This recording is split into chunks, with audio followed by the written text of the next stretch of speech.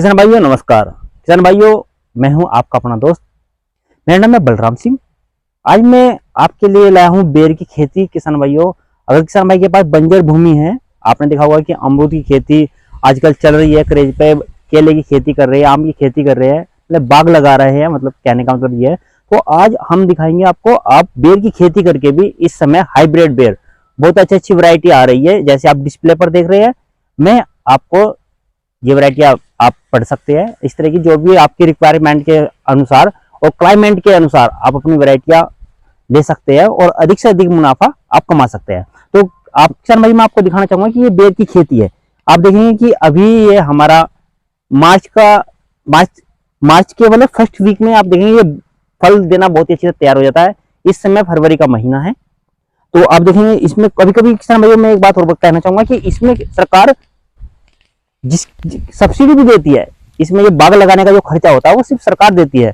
आधी योजनाएं तो हमारे किसान भाइयों को पता ही नहीं रहता कि कौन कौन सी योजनाएं सरकार दे रही है, जिससे हमारे किसान भाइयों को ज्यादा से ज्यादा लाभ हो। अगर किसान भाइयों के पास रेतली भूमि है, जिसमें आपको पता होगा बेर में सबसे अच्छी बात ये होती है, इसमें कम कॉस्ट की ये फसल होती है और बाजार में भी बहुत अच्छी डिमांड इनकी हो रही है।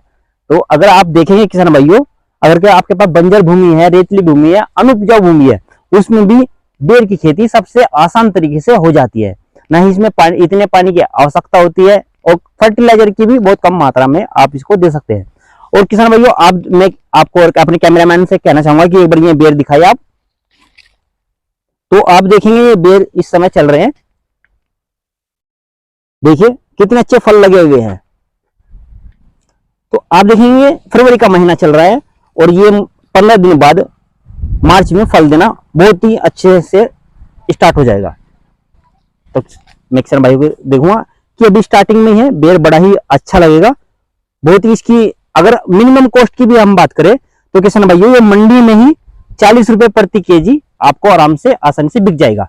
तो आप इसको 40 रुपए प्रति केजी के हिसाब से बेच सकते हैं। ये अभी फर्स्ट आप देखेंगे, इसकी फर्स्ट क्रॉप है ये। तो किसान भाइयों, हमने देखा कि कितनी अच्छी है कि कभी इसकी एक सीजन में लगभग एक पेड़ 1 कुंटल से लगभग 1.5 कुंटल, मतलब 100 किलो से लगभग 150 किलोग्राम तक ये फल दे देता है। तो किसान भाइयों एक बात और, अगर इसमें डोपिंग की स्थिति हो रही है, अगर हमारा कभी कभी इसमें यहाँ पे नहीं हो रही, क्योंकि ये किसान बहुत ही जागरूक है, तो इसमें देखा होगा कि आपने फल ये गिरना चालू हो जाते हैं। ये गिरते क्यों है? एक तो हमारा वातावरण अधिक गर्मी है, पानी नहीं दिया हुआ है फसलों में, या फिर हम कभी कभी क्या आते हैं कि अधिक नाइट्रोजन के कारण भी ये फल ड्रॉप होना चालू हो जाते हैं, मतलब गिरना झड़ना चालू हो जाते हैं। तो इससे बचने के लिए किसान भाइयों, इसकी मेजर प्रॉब्लम हो जाती है कि हमने फल को बनाकर तैयार किया और ये एकदम गिरना चालू हो जाए तो थोड़ा अच्छा नहीं लगेगा, तो हमें बहुत ही लॉस हो जाता है। तो इसलिए हम लॉस को बचने के लिए इसमें NAA का स्प्रे हम आसानी से कर सकते हैं। 10 ppm, मतलब इसमें जो मैं ppm तो किसान भाइयों, इसमें बहुत ही कम मात्रा में ये NAA की फुल फॉर्म होती है अल्फा नैप्थलीन एसिटेटिक एसिड। तो नैप्थलीन का आप स्प्रे कर इस पे इसका ड्रॉपिंग करना कर देते हैं या कम हो जाता है। किसान भाइयों, अगर हम किसान भाइयों की एक बात हो, अगर हम ज्यादा नाइट्रोजन दे देंगे, यूरिया डाल देंगे, तो तब भी ये ड्रॉप होना चालू हो जाएगा। तो हमें अपने उर्वरकों का भी ध्यान रखना है कि हमें कौन सा उर्वरक इसमें देना है और ज्यादा मात्रा में ना देना चाहिए। और अगर ये फटने लगता है किसान भाइयों, कभी कभी हमने देखा हो कि फल तो नहीं झड़ रहा है लेकिन ये फटके भी गिर रहा है, मतलब आपने देखा होगा, कैमरामैन जरा इसे दिखाइए कि आपने देखा होगा फल फटने लगता है बीच में से। आपने लीची देखी होगी, आम देखे होंगे, कभी कभी फटने लगते हैं। अभी ये स्वस्थ पौधा है तो इसमें सबसे अच्छा काम ये होता है, अगर ये फट रहे हैं तो उस पर बोरोन की कमी के कारण ये फटने लगता है। बस इसकी 2 मेजर प्रॉब्लम होती है जो हर फल में ज्यादातर कॉमन ही होती है, एक तो फल का झड़ना और फल का फटना। मैंने आपको बता दिया बोरेन, इस पर बोरेक्स का स्प्रे कर सकते हैं फल फट रहे हैं, और अगर फल झड़ रहे हैं तो इस पे NAA अल्फा एथिलीन एसिटेटिक एसिड का आप स्प्रे करके इन दोनों रोग, इससे झड़ने प्रॉब्लम, मेजर प्रॉब्लम को आप रोक सकते हैं। तो इसमें एक किसान भाइयों और बताऊंगा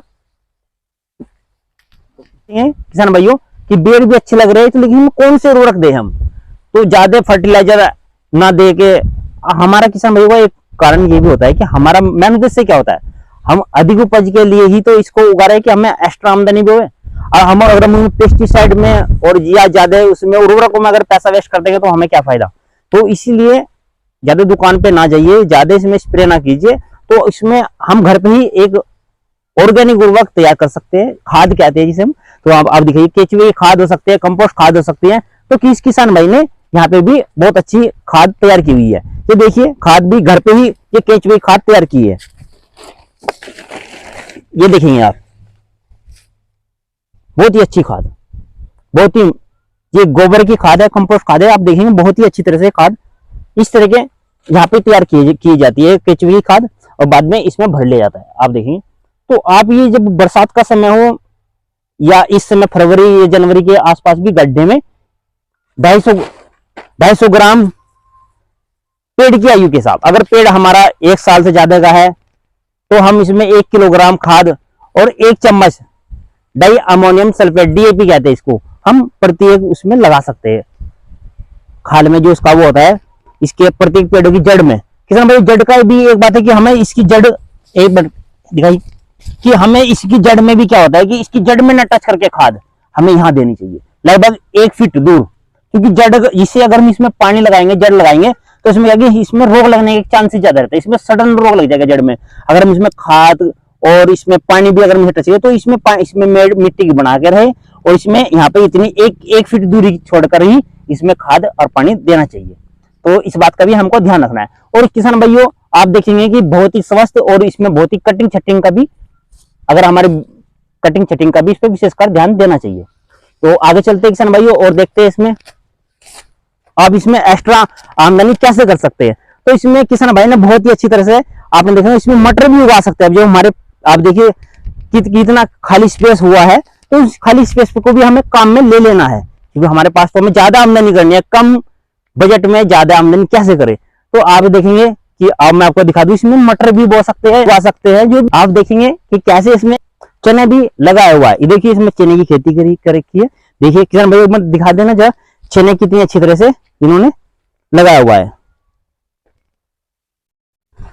तो आप देखेंगे पूरे इस तरह से ये चने की खेती। आप अपने आवश्यकता के अनुसार इसमें मिर्च भी लगा सकते हैं, बैंगन भी लगा सकते हैं, साग सब्जियां भी इसमें आसानी से उगा सकते हैं। ठीक है,